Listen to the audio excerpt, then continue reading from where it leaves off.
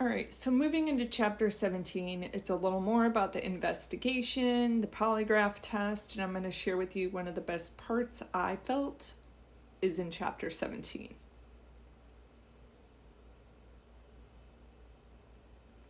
They arrived at his house at 6 a.m. on August 15th.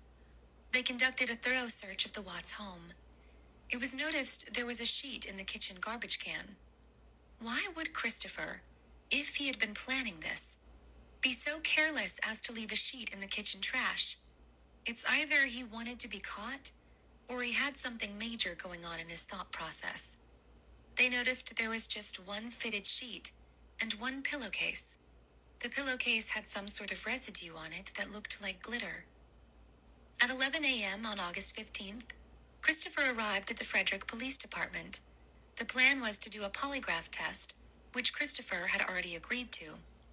The door to the interview room automatically locks from the inside, but there was a key inserted into the lock that could be turned to open the door. They explained to Christopher the door was shut for privacy, but he was not under arrest and could leave at any time. He said he understood. The agent was not wearing a gun, badge, or handcuffs, magazines, or any other police insignia during the polygraph and interview. CBI's polygraph procedures were explained to Christopher. He was read his Miranda rights and explained to him that he did not have to talk to the agent. He signed the advisement of rights, stated he understood his rights, and wished to continue with the interview and polygraph. Okay, so we know he could have walked away at any time, but he decided he was going to move forward doing that polygraph test. That is pretty much all there is in chapter 17 to discuss. And going into chapter 18, we get the first confession. Now we know after 6 hours, Chris finally confesses and he has his dad in the room. But we know this isn't really the first confession he's going to give, because you can hear audio online of the Wisconsin confession, and this is really considered, the book by Sherilyn Cadle is considered his second confession.